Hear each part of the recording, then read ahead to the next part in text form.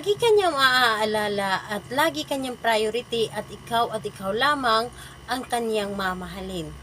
Hello mga guys, kumusta kayo? Panibagong araw, panibagong video na naman tayo. At sa araw na ito ay isa na video ang aking ituturo sa inyo na simpleng gabay o simpleng pamamaraan na makakatulong sa atin. At bago ang lahat, gusto ko lang mag-disclaimer sa mga taong hindi naniniwala at hindi gusto ang mga kagaya nitong video.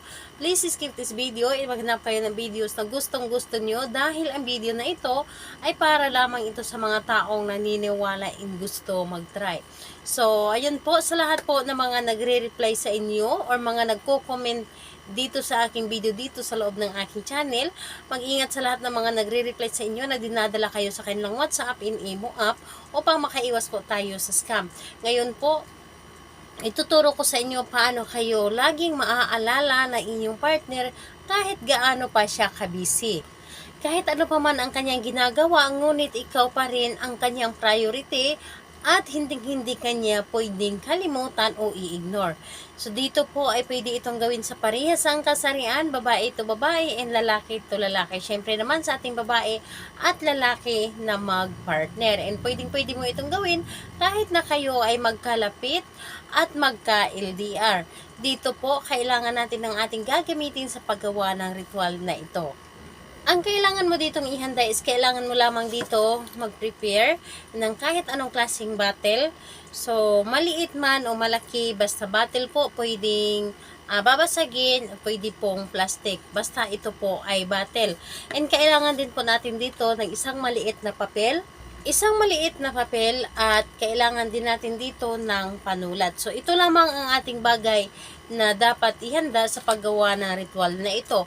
And kapag handa na yung mga nabanggit ko, kailangan mo rin i-ready ang inyong sarili. Kailangan na alam mo sa iyong sarili na gustong-gusto mo itong gawin at ito ay nakakatulong sa inyo. Ito po ay isa sa mga dahilan kung bakit lagi kayong magkukuntakan, lagi kayong magtatawagan, kahit na kayo ay magkalayo sa isa't isa, yung napakalayo yung distansya ninyo, kailangan na hindi mawala ang ating mga contacts o communication sa ating mga partner dahil isa yan sa mga dahilan para hindi masira ang ating relasyon. Dito po, kailangan natin na mag-isa ka lamang na gumawa sa isang ritual para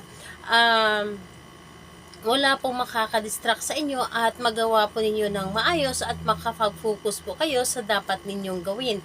And ayun po, kapag ready ka na, ay pwede mo na itong simulan. Ang gagawin mo dito, sa isang papel o sa papel na ating inihanda, isulat mo dito sa papel ng 7 ulit yung pangalan at apelyido ni target. So, 7 ulit po. Pangalan, apelyido ni target, ito po ang inyong isulat.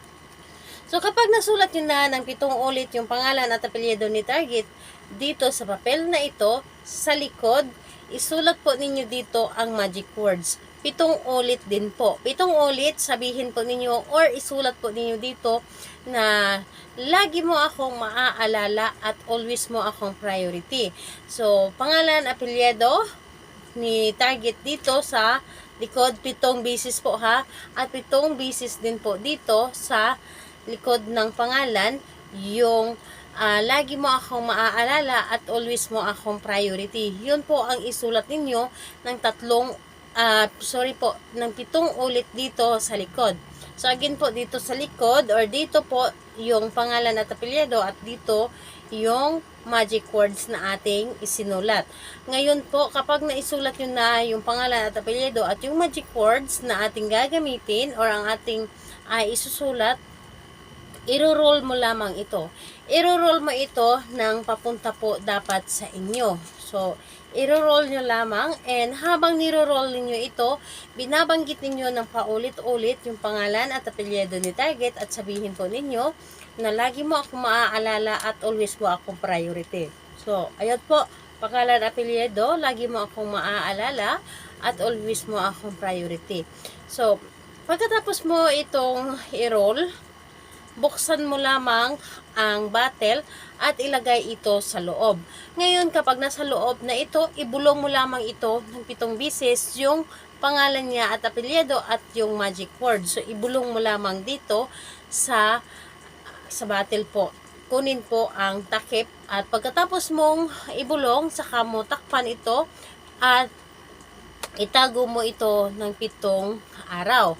Itago mo ito ng 7 araw at kung pagkalipas ng 7 araw, kung meron kayong mapagbauna ng bottle na ito, ibaon po ninyo. Pero kung wala, pwede po ninyong itapon sa malayo or di kaya'y itapon ninyo sa ilog or sa dagat. Pwedeng-pwede po. Pero kung wala po talaga, kahit sa basurahan na lamang, itapon po lahat kasama yung bottle. So, kailan ito pwedeng gawin? Gawin ito sa araw ng Tuesday and Friday dahil yun po ang pinakamalakas na araw na gagawa tayo ng mga rituals and pampaswerte.